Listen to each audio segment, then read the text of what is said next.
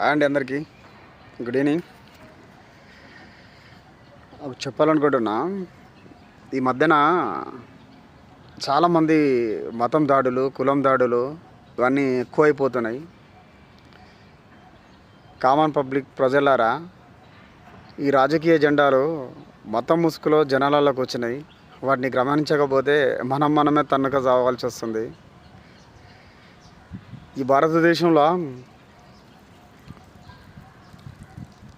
79% హిందువులు ఉన్నారు, 14% క్రిస్టియన్లు ఉన్నారు, ముస్లిమ్స్లు ఉన్నారు, 2.4% క్రిస్టియన్ ఉన్నారు, 1.6% సిక్స్ ఉన్నారు. ఈ 4 రిలీజన్స్ కూడా రాజ్యాంగం అనే గ్రంథం కింద ఆధారపడి బతుకుతున్నాయి. నేటి వరకు కూడా వాళ్ళ వృత్తులు అన్ని రంగాలల్లో, ఒక ఐఏఎస్ కానీ, ఒక డాక్టర్ కానీ, ఒక ఆర్మీ కానీ, మిగతా ఆల్ కైండ్ ఆఫ్ జాబ్స్ అన్నీ కూడా, గవర్నమెంట్ జాబ్స్ అన్నీ కూడా వాళ్ళ వృత్తులను ఎక్కడ కూడా వాళ్ళ రిలీజన్కి అనుకూలంగా చేయకుండా భారతదేశ ప్రజల కోసం పనిచేస్తున్నారు. ఇక్కడ కొంతమంది ఏం చేస్తున్నారు అంటే, స్వార్థపరులు, రాజకీయ స్వార్థపరులు కుల సంఘాలు పెడతారు, మత విద్వేషాలు రెచ్చగొడతారు.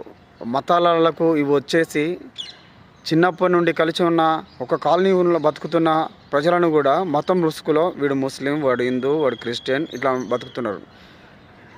అయ్యా, వీళ్ళు అన్ని రంగాలు ఉన్న అన్ని దేశ సేవ కోసం బతుకుతున్నారని ఈ దేశ ప్రజలు కూడా బయట దేశంకి వెళ్ళి అరబ్ కంట్రీలకు కానీ, ఇప్పుడు క్రిస్టియన్ కంట్రీలో కానీ, ముస్లిం కంట్రీలో కానీ వెళ్ళి బతుకుతున్న వాళ్ళకి ఎక్కడ కూడా వీళ్ళు మతం మార్చుకొని బతుకట్లేదు. వాళ్ళ ఒక స్వేచ్ఛ, వాళ్ళ ఒక ఫ్రీడమ్, వాళ్ళ ఏ దేశానికి వెళ్ళినా వాళ్ళ సంప్రదాయం వాళ్ళు పాటిస్తున్నారు.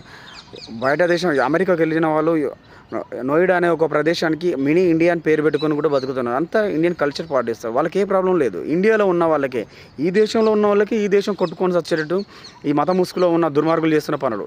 కానీ ఇది మానుకోండి, ఇది కరెక్ట్ కూడా కాదు. మీకు చేతనైతే అన్ని రిలీజన్స్లల్లో తప్పులు ఉన్నాయి, ఒప్పులు, మంచి ఉన్నది, చెడు ఉంది. ఆ చెడును అరికట్టడానికి ట్రై చేయండి. ఒక జాతకాలు చెప్పేటోళ్ళ కానుండి, పూజారి కానుండి, ఒక పాస్టర్ దగ్గర కానించలి, ఒక పీఠాధిపతులు కానించలి, ఎవరైనా సరే అందులో ఉన్న లుసుకులను అరికట్టండి. ఈ మూఢనమ్మకాలను అరికట్టండి. అది మీ గొప్పతనం అంటారు. తన్నుగా చేస్తే ఇండియా పరుగు పోతుంది బయట దేశాలతో కంపేర్ చేస్తే. ఏముందిరా ఈ మతంలో? మనిషిని మనిషిగా ఒప్పుకొని ఈ మతము ఎందుకురా? ఈ మతము సాటి మనిషిని సమానం అంటే ఒప్పుకోదురా నాయన. ఇది గమనించి ఫస్ట్. ఆడవాళ్ళు మగవాళ్ళను కూడా నువ్వు వేరు నేను వేరు అంటావు. మతంలో ఉన్న దుర్మార్గమే ఇది. సమానం